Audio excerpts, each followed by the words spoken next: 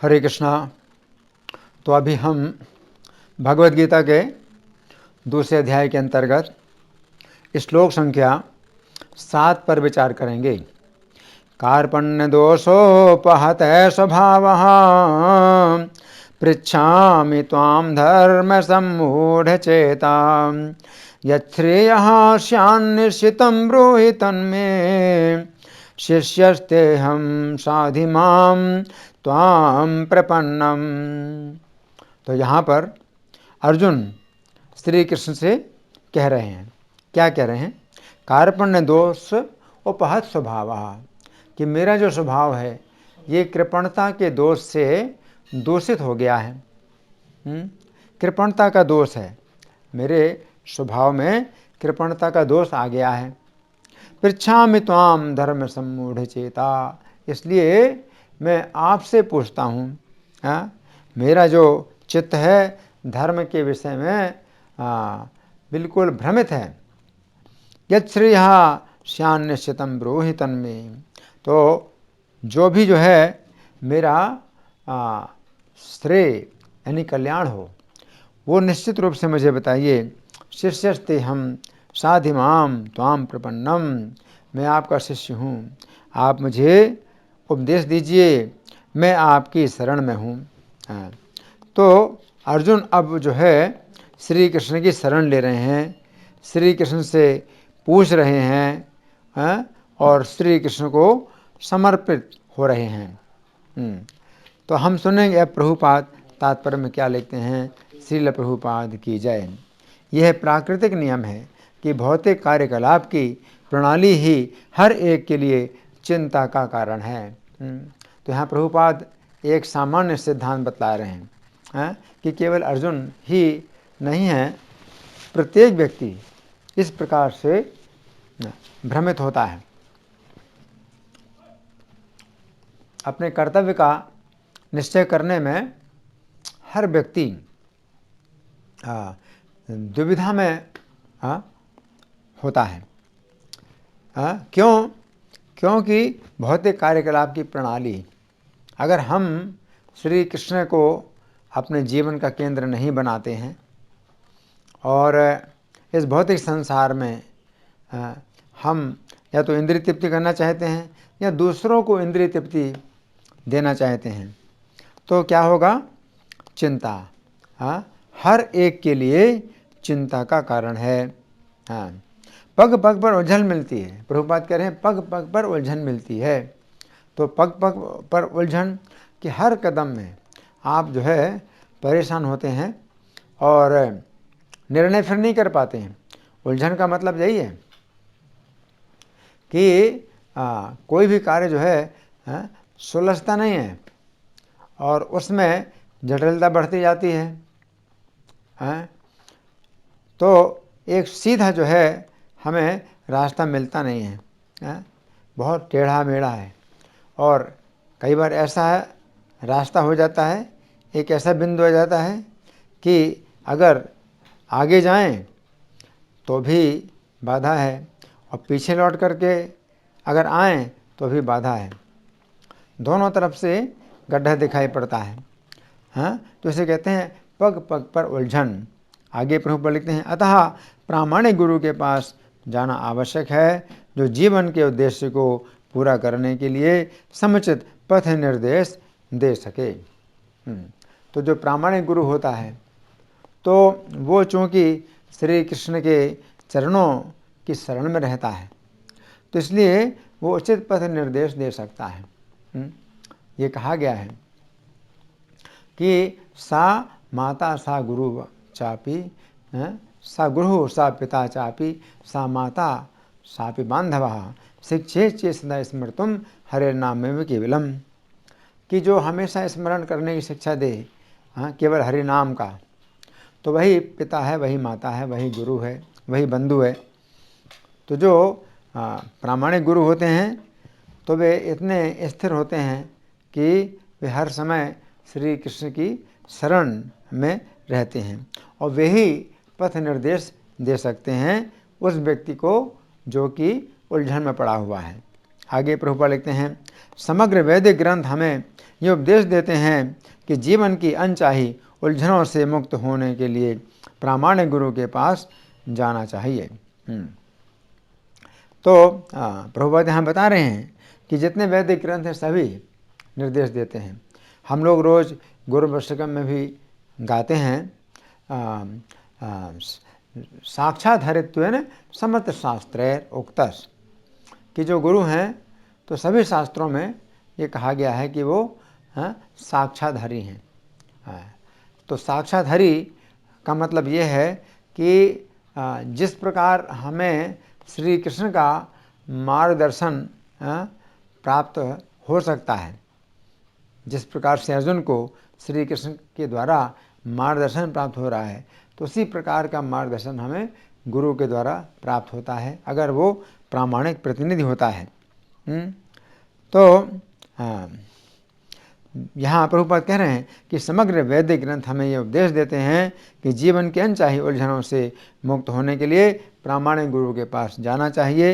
ये उलझनें उस दावाग्नि के समान हैं जो किसी के द्वारा लगाए बिना भभक उठती हैं।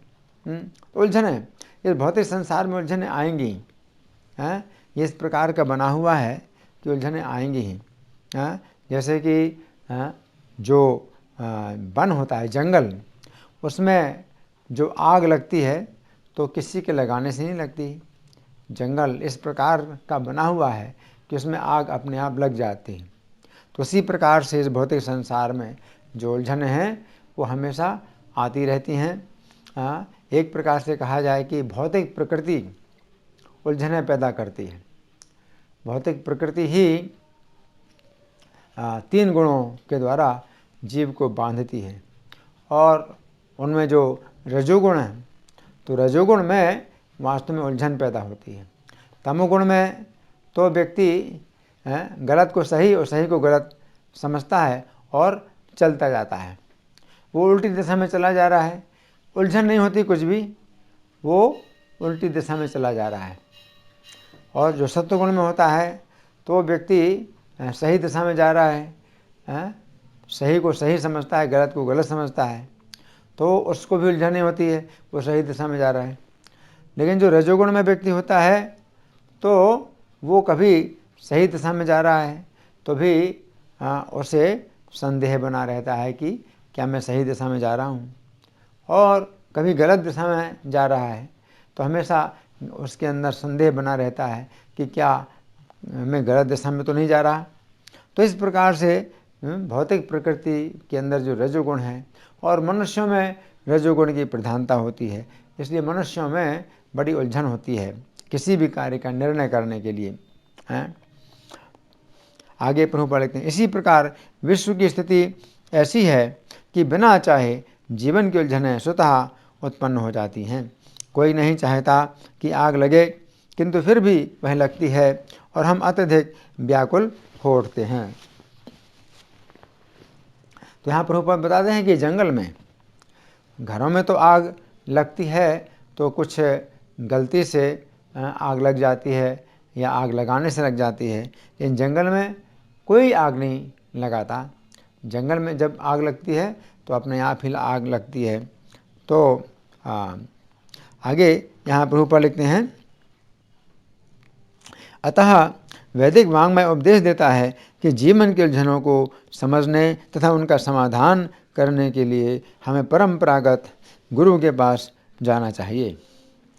तो प्रभुपाद यहाँ कह रहे हैं परंपरागत गुरु।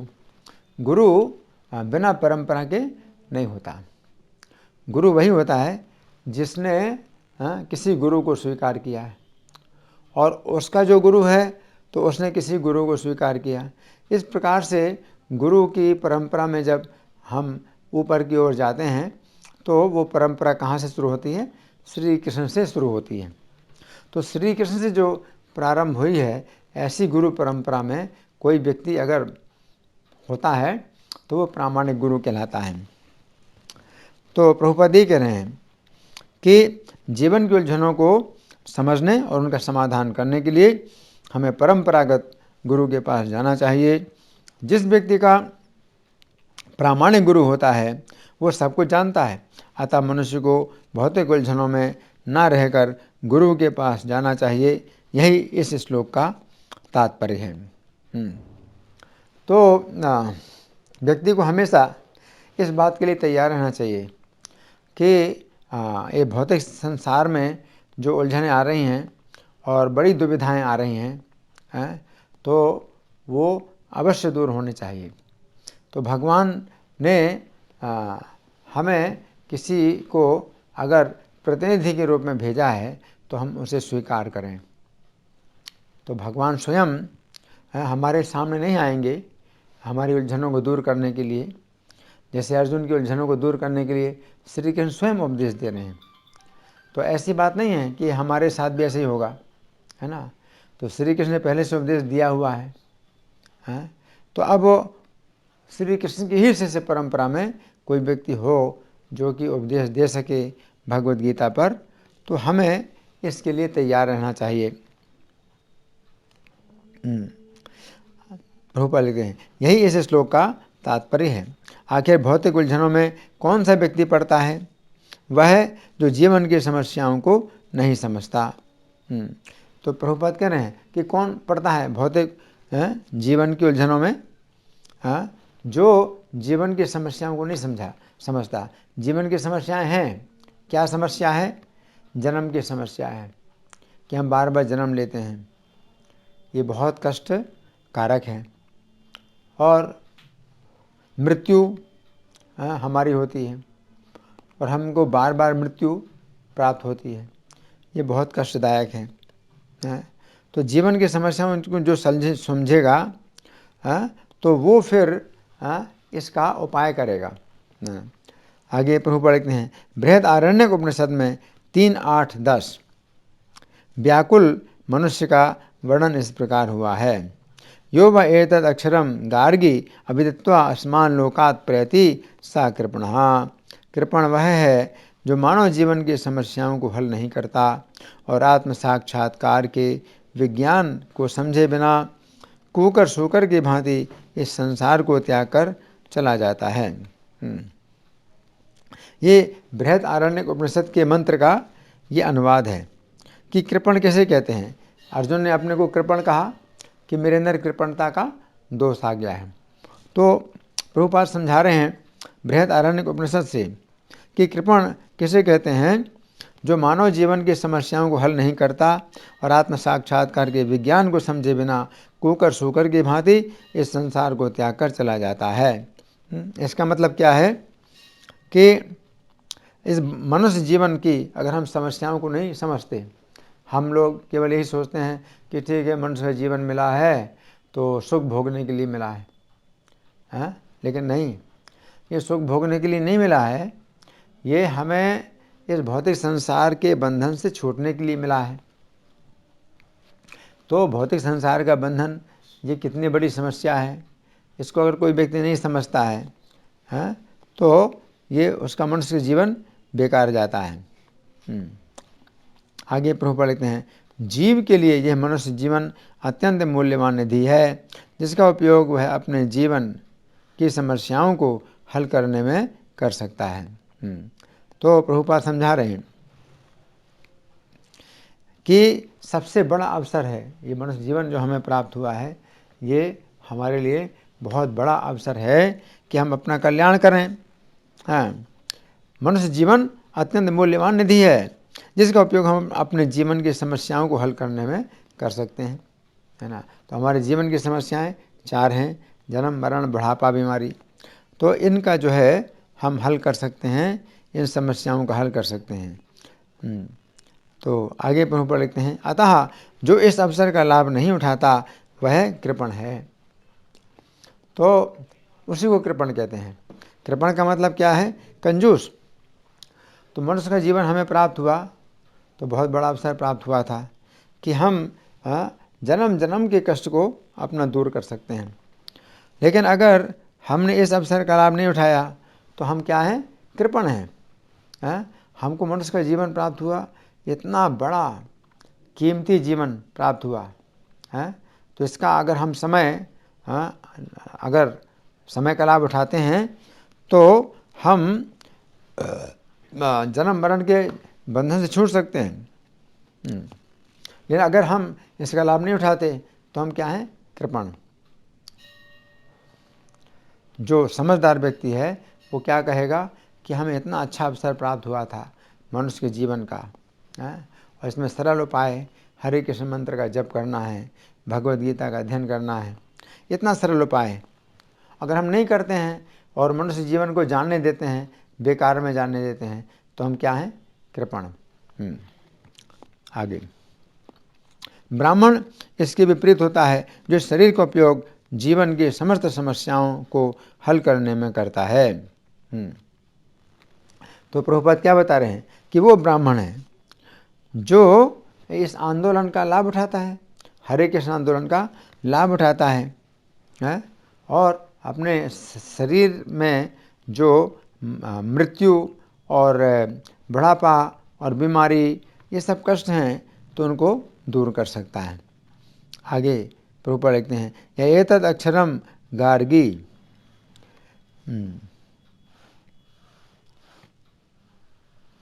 विदित्वा अस्मान लोकात् प्रयति स ब्राह्मण।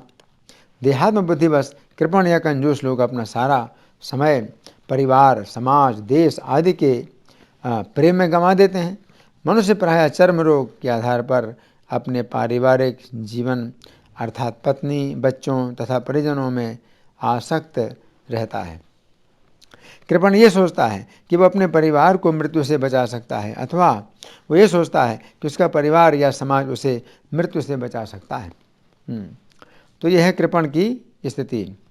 कृपण की स्थिति क्या है कि वो सोचता है कि उसका परिवार समाज या तो उससे मृत्यु से बचा लेगा, या फिर वो ये सोचता है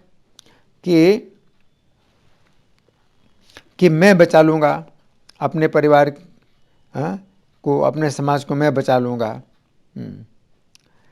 तो ऐसी पारिवारिक आसक्ति निम्न पशुओं में भी पाई जाती है, क्योंकि वे भी बच्चों की देखभाल करते हैं। तो जो निम्न पशु हैं तो ये भी इसी प्रकार से सोचते हैं। क्या सोचते हैं कि जो पशु का बच्चा है वो सोचता है कि मेरी माता मेरी रक्षा कर लेगी, लेकिन वास्तव में क्या होता है कि जो बछड़े की माता है वो बछड़े की रक्षा नहीं कर पाती, और बछड़ा स्वयं अपनी रक्षा नहीं कर पाता। तो ऐसा देखा जाता है। आगे प्रभुपाद लिखते हैं, बुद्धिमान होने के कारण अर्जुन समझ गए थे कि पारिवारिक सदस्यों के प्रति उनका अनुराग तथा मृत्यु से उनकी रक्षा करने की उनकी इच्छा ही उनकी उलझनों का कारण है। तो अर्जुन समझ गए। अर्जुन कहते हैं कि कृपणता के दोष से मैं दूषित हो गया हूँ, है ना। तो यहाँ पर अर्जुन समझ गए। क्या समझ गए? कि पारिवारिक सदस्यों के प्रति उनका अनुराग है और मृत्यु से उनकी रक्षा करने की उनकी इच्छा ही उनकी उलझनों का कारण है। अर्जुन चाहते हैं कि इनकी मृत्यु से रक्षा हो जाए, उनके जो परिवार के लोग हैं उनकी मृत्यु से रक्षा हो जाए। तो ये अपने आप में एक बड़ी लज्जा की बात है भगवान की नज़रों में। हम भगवान की नज़रों में आ गए, और अब अगर हम अपनी ओर से किसी की स्तुति करें या किसी की निंदा करें तो ये हमारे लिए कलंक की बात है। आगे प्रभुपाद लिखते हैं, यद्यपि वे समझ रहे थे कि युद्ध करने का कर्तव्य उनकी प्रतीक्षा कर रहा है, किंतु कृपण दुर्बलता के कारण वे अपना कर्तव्य नहीं निभा रहे थे। अतः वे परम गुरु भगवान कृष्ण के कोई निश्चित दल निकालने का अनुरोध कर रहे हैं। वे कृष्ण का शिष्यत्व ग्रहण करते हैं। वह मित्रतापूर्ण बातें बंद करना चाहते हैं। तो यहाँ पर प्रभुपाद बता रहे हैं कि अर्जुन क्या चाहते हैं। अर्जुन क्या चाहते हैं कि कोई निश्चित हल मिले, और मित्रतापूर्ण बातें अब उनको बंद करना है। क्योंकि मित्रतापूर्ण बातों में क्या हुआ, अर्जुन और ज़्यादा धर्म संकट में पड़ गए। कृष्ण बोले ही नहीं कुछ, और अर्जुन बोलते रहे, और उससे क्या हुआ कि अर्जुन का जो दुविधा है, संकट है, तो वो जो है बढ़ता जा रहा है। अतः वे परम गुरु भगवान कृष्ण से कोई निश्चित हल निकालने का अनुरोध कर रहे हैं। वे कृष्ण का शिष्यत्व ग्रहण करते हैं। तो यहाँ प्रभुपाद क्या कर रहे हैं कि अर्जुन कृष्ण का शिष्यत्व ग्रहण करते हैं। तो इस श्लोक में अर्जुन ने कहा भी है, शिष्यस्ते हम साधिमाम, कि मैं आपका शिष्य हूँ, आप मुझे उपदेश दीजिए। त्वाम प्रपन्नम, कि मैं आपकी शरण में आ गया हूँ। आगे, वे मित्रतापूर्ण बातें बंद करना चाहते हैं। गुरु तथा शिष्य की बातें गंभीर होती हैं। अतः जब अर्जुन अपने मान्य गुरु के समक्ष गंभीरतापूर्वक बातें करना चाहता है, इसीलिए कृष्ण भगवद गीता ज्ञान के आदि गुरु हैं और अर्जुन गीता समझने वाला प्रिय शिष्य है। अर्जुन भगवद गीता को किस तरह समझते हैं ये गीता में वर्णित है। तो अभी मूर्ख संसारी विद्वान बताते हैं कि कृष्ण को मनुष्य रूप कृष्ण की नहीं बल्कि जन्मा कृष्ण की शरण ग्रहण करनी चाहिए। तो मूर्ख संसारी विद्वान, यहाँ प्रभुपाद कर रहे हैं कि बहुत से मूर्ख हैं लेकिन अपने को विद्वान समझते हैं और वे विद्वान के रूप में जाने जाते हैं। तो वे क्या बताते हैं कि हमें कृष्ण की शरण नहीं लेना चाहिए, अजन्मा कृष्ण की शरण लेनी चाहिए, है ना। तो अजन्मा कृष्ण, तो वो लोग क्या सोचते हैं कि जो कृष्ण अर्जुन को गीता का उपदेश दे रहे हैं तो उनका तो जन्म हुआ था। हमें तो अजन्मा कृष्ण की शरण लेनी है, जो कि कृष्ण के अंदर कोई अजन्मा कृष्ण है। तो ये बहुत अज्ञान है, बहुत बड़ा ज्ञान है। क्योंकि कृष्ण की जो भी अवस्था हो उसी अवस्था में वे अजन्मा हैं और अनंत शक्तिशाली हैं। कृष्ण की शक्ति का कोई अंत नहीं है। आगे प्रभु लिखते हैं कि कृष्ण के अंतः तथा बाह्य में कोई अंतर नहीं है। तो ये गलत है सोचना कि हम कृष्ण की शरण ना लें, जो हमें दिखाई पड़ रहे हैं अर्जुन के रथ में, उनकी शरण ना लें। हम अर्जुन के रथ में जो नहीं दिखाई पड़ रहे हैं, तो वो जो है कोई निराकार वस्तु अजन्मा है।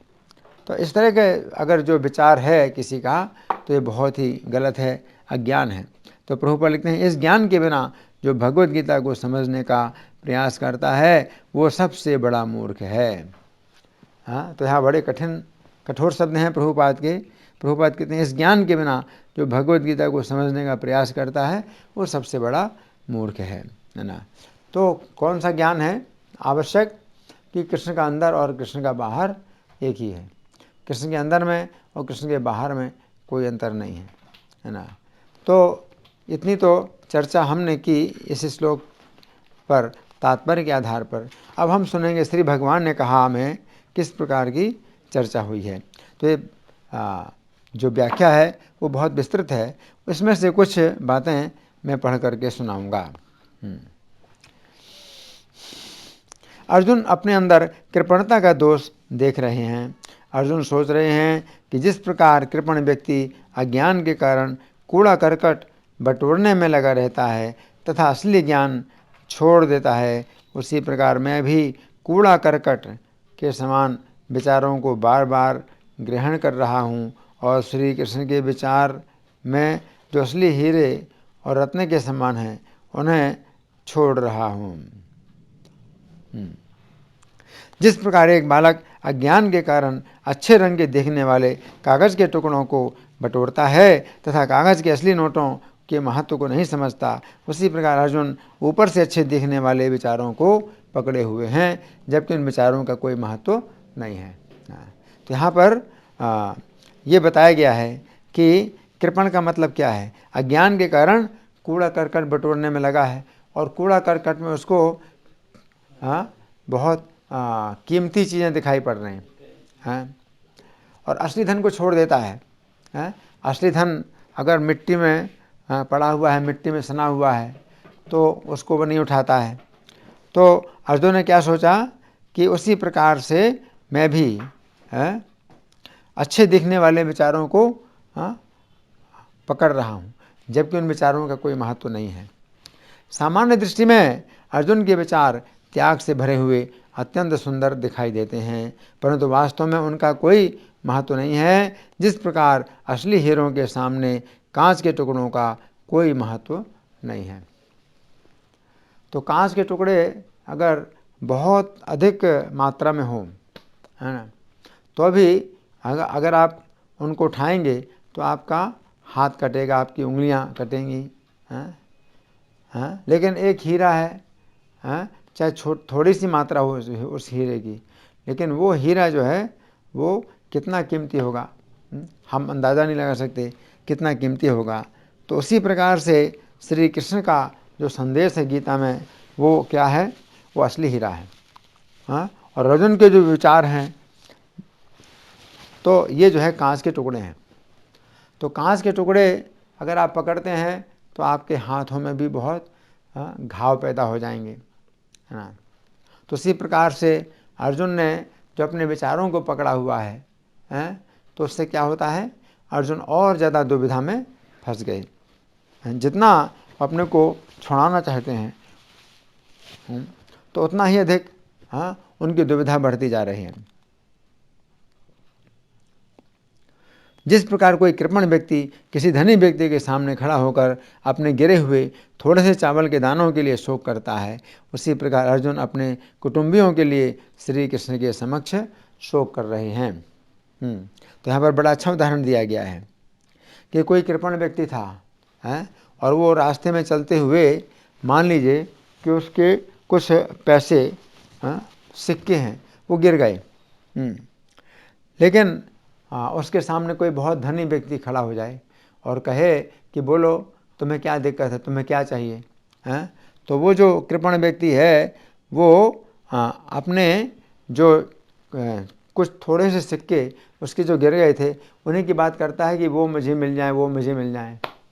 तो जो बहुत धनी व्यक्ति है वो तो हज़ारों रुपए दे सकता है इसको, लेकिन वो उसी में ही मतलब लगा हो कि मेरी जेब से थोड़े से सिक्के गिर गए, वो मुझे मिल जाए, है ना।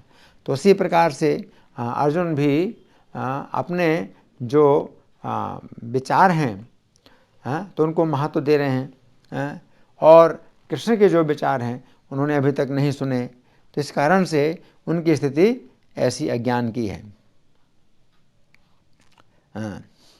अर्जुन का कुटुंब थोड़े से चावल के दानों के समान है तथा श्री कृष्ण का आध्यात्मिक जगत में असंख्य भक्तों का समाज चावल के असीमित भंडार के समान है।